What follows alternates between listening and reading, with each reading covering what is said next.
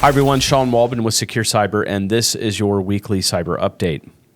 Well, Happy New Year. There's a lot to go over. We've been off the air for a little bit while we had some extended time off, and now we've got an episode that has a consolidation of just about everything that happened from the time that we left the air till today. So this will be about a double or triple episode just to get everybody caught up with everything that's been going on, and there's been a lot. So let's dive right in. CISA has issued a update to their guidance for Office 365. We'll have the link, of course, all the links down in the description of the YouTube video itself. So the update goes alongside the Scuba system, which is also a apparatus that CISA has put out to assist administrators with getting their Office 365 environments audited from a perspective of making sure that it's set up from a secure standpoint. I have to say this about Office 365, a few things. One, it's good to take a general, regular look at your Office 365 platform if you're the administrator of that system. Check and make sure that Microsoft hasn't moved things on you, that they haven't reset settings, and making sure that you're looking at Secure Score. One of the things I want to do on the channel over the next few weeks and months is to have some episodes where we go into a little bit greater detail on some of these systems so I can start to show you what the inner workings of O365 looks like from an administrator's perspective so that we can, when you're looking at things like the Scuba tool, CIS, the Center for Internet Security also has the guidance documents on O365 security. That way it makes a little bit more sense when you're looking through that system. So look forward to that. In the meantime, take a look at the CISA guidance that is out there because it really is good stuff and kind of walks you through what makes up a secure Office 365 or Microsoft 365 platform. All right, let's talk about Transport Layer Security, or TLS. Essentially, just some history. Back in the late 90s, we got TLS 1.0. And then TLS 1.1 came out in 2006. TLS 1.3 is the newer transport layer security protocol that has all the encryption enabled. Well, there's 3 million mail servers out there running the older deprecated versions of TLS that need to be addressed.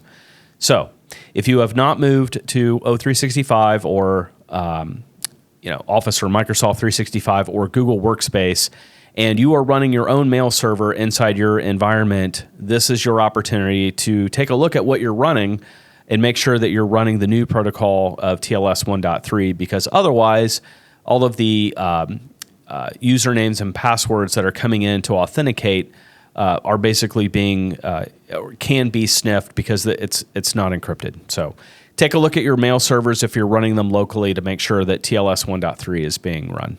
The next thing I wanted to do was just talk about some of the major breaches and incidents that happened in 2024. We are not going to go into each and everything on this list, but what I wanted to do is just bring you up to speed in general on some of these individual events. So one of the biggest ones obviously was the CrowdStrike event. So that shut down about 8 million devices globally, and there was a lot of fallout from that. The Internet Archive hack, we've got Kaspersky that's been banned from the U.S. Russia breached the Microsoft Corporation's corporate email system. The National Public Data, which we all got outraged about because that basically exposed anybody that hadn't had their stuff exposed by that point was definitely exposed during the National Public Data leak. A lot of edge network devices continue to fall under attack. Things like Fortinet, TP-Link, Avanti, Cisco, Palo Alto, can't take them off the list, SonicWall. There seems to just be a lot of attacking those edge devices, and we've got to really pay attention to devices that we have directly exposed to the internet and what firmware version they're running and whether they're up to date with all their security features. We couldn't go without saying the Snowflake attack. North Korea had the IT worker scheme where basically North Koreans were getting hired inside companies in the U.S. And then what would happen is the North Koreans would take that paycheck and then pass that directly to the North Korean folks. And then Change Healthcare, of course, one of the largest healthcare breaches of all time. And then we continually have in the news the telecom attacks, where our U.S. telecommunication network is now up to 9 companies, which we'll talk about here in just a minute. And that basically summarizes, in general, some of the most major attacks and breaches that we had during 2024. Hoping that 2025 is a little bit more quieter, but history tells us it won't be. If you're not familiar, HIPAA stands for the Health Insurance Portability and Accountability Act. It started in 1996, and it's basically cyber and security guidance to keeping and protecting protected health information, or PHI. In the next 60 days, there's going to be enhancements to HIPAA that's going to include mandatory implementing of multi-factor. I can't believe that we have to even talk about that or say that, but we still do. Network segmentation, so we're now seeing some movement in network segmentation, and forcing encryption on PHI. Again, those are 3 very, I'm going to call them very default things that everyone should have been doing in the first place. But a lot of times people aren't going to just do this out of the kindness of their heart. A lot of it has to do with money and budgets and those types of things. So actually having the compliance standard mandate some of these things does help in the long run.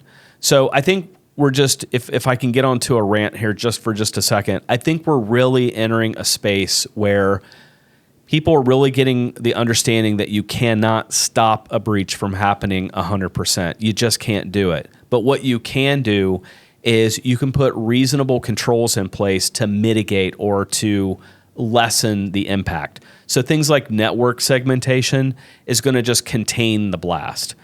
Things like multi-factor authentication is definitely going to be a deterrent.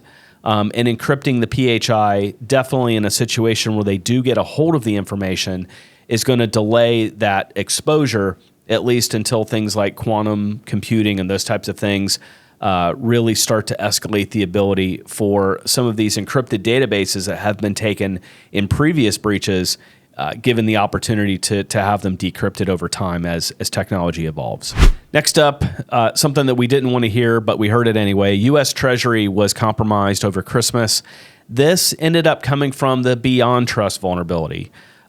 So what we're seeing happen is we're seeing likely hackers and researchers, initial access brokers, getting access to some of this technology and figuring out vulnerabilities and taking advantage of them before a company has the ability to patch it, a 0-day.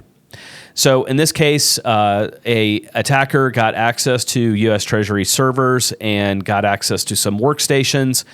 We haven't been able to tell exactly what was taken, but just be advised, we'll keep you updated on this channel as we get more information. But Treasury was compromised over Christmas. Next up, the telecommunication attacks. Verizon and AT&T both are saying that their networks are now secure and that the bad guys have been kicked out. I don't believe this. I just honestly, these networks are way too massive to be able to come out and say with any degree of certainty that a bad guy like China or Russia, an advanced persistent threat, has been kicked out of these types of networks. Typically, in my personal opinion, these networks have to be burnt to the ground, and then you can establish that they've been kicked out once you've been able to basically rebuild an entirely new network. That's not possible in the telecommunications area. So I think they're saying that they haven't seen, they're declaring the networks clean because they haven't seen any activity, but I just don't believe it. So I'm just saying that's what they said. And then Ann Nuremberger came out and said that there was a 9th company that has been exposed. They didn't name the 9th company. They said that that was based on the guidance that they had put out, guiding telecommunication providers on how to go in and look for these bad guys. And based on that information, a 9th provider came up that had been attacked by China. And then also over Christmas, we noticed that there was an article circulating that a bunch of outdated D-Link routers had become a victim to attack. This is something that we normally see as well. We see attackers going after older devices in order to capitalize on vulnerabilities that haven't been patched by the owner of the device. and by a device that's outdated and no longer supported by the manufacturer. So that's kind of the perfect case scenario for an attacker nowadays. And then something I forgot to also mention it's kind of in the D-Link range here is the U.S. is considering a ban on TP-Link routers. And I think what we're ending up seeing is we're seeing the government issue these advisories because a lot of these attacks from nation states are being tracked back down to devices that are old and outdated. The TP-Link thing, I think, is more of a supply chain issue where a lot of those, I haven't done a great amount of research on the TP-Link company, but I will. My guess is that this is kind of an originating Chinese type technology. Same thing that we're seeing with the government thinking about right now, whether they're going to ban DJI, which is a very, very popular drone manufacturer. So we'll have more information on this as we go through 2025, but I would fully anticipate seeing, especially after January 20th and the new administration comes in, I think you'll see that TP-Link will start to be announced that it's being banned inside the United States as well. The next issue I just wanted to bring up because a lot of us have ZAG on our devices for screensavers, screen protection and those types of things. 800,000 customers had their credit card information taken from ZAG in a breach over the holidays. So if you've purchased from ZAG and you've registered your information and purchased from them, just keep an eye on your accounts. Make sure that all of your credit is frozen, but more importantly, just make sure that on those credit card bills and all the credit card statements that you're getting, that you're monitoring for possible fraudulent activity. And over the holidays, we also saw a Google Chrome extension get compromised from a company called CyberHaven. CyberHaven is a data loss prevention company that has some very large companies that they do work for. And basically, first of all, kudos to CyberHaven for discovering this compromise within a pretty good amount of time. I think it was all within the same day. Happened on Christmas Day, which is a very, very popular day for attacks because attackers know that on Christmas Day that IT departments and there's not a lot of people are slimmed down and there's not a lot of people looking at things and alerts. But CyberHaven was able to catch it and was able to update the Chrome extension so that they could mitigate that attack. So I'll just say this, keep an eye on your Chrome extensions. Always, from time to time, this has been a big, big vector area that we've noticed inside our security operations center is companies not paying attention to and controlling the browser. So you should not be letting anybody just install any extension known to man. That should be controlled you can control it via Active Directory. And you should be controlling, monitoring, inventorying what Chrome extensions are out there and not just allowing these, rogue Chrome extensions to be installed. So keep an eye on that area as well. We're getting close to the end, I can tell you that here. So just a few more articles. The Mirai botnet has made its way through a bunch of NVRs and TP-Link routers. I think this was an almost wormable type malware that came out over the holidays. So if you've got, we've been talking about the TP-Link routers possibly being banned. I can also tell you NVRs are very, very popular of not being updated. A lot of network video recorders is what that stands for, basically DVRs for cameras.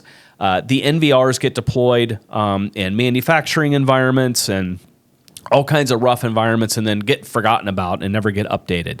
So if you've got NVRs, DVRs, if you've got cameras inside your environment, make sure that you're taking a look at the firmware levels and you're keeping these systems up to date. The Federal Trade Commission over the holidays forced Marriott and Starwood to come up with a better cybersecurity plan. So basically, Marriott and its subsidiary Starwood, they've had 3 major data breaches impacting 344 million people. And the Federal Trade Commission got sick of it. So basically, I'll run through just real quick some of the main highlights that they want Marriott to do or forcing them to do. According to the published order, establishing and implementing and maintaining a comprehensive information security program that encompasses encryption, access control, multi-factor, vulnerability management, and an incident response plan. They have to conduct an independent biennial assessment of the information security program for 20 years and report that to the FTC of any identified gaps addressed. Provide a method for U.S. consumers to review suspected unauthorized activity inside the loyalty program, the rewards program that they have, and restore those points in case of a breach. You can look at the link to the article. It was quite extensive. So the FTC is really going to be cracking down, I think, in 2025. We've got the SEC that has also been cracking down on the financial sector. I think you're going to see local governments and state governments taking more action to secure local government. In what form that will appear, I'm not sure. But I think in 2025, you're going to see a lot more movement from a regulatory perspective. And the last article that we have for today is just basically talking about those edge devices. Sophos over the holidays released information about a critical firewall remote code flaw. So if you're operating a Sophos device, please check that code base, make sure that you're operating the latest one and that you've applied all security updates. And that's all we have for this week. Hey, Merry Christmas and Happy New Year, everybody. I'm sorry we took so much time off, but it was great to just kind of recharge and kind of disconnect for a little bit. Hopefully you had the opportunity to do that as well. So we'll catch you next time, and hey, let's be careful out there.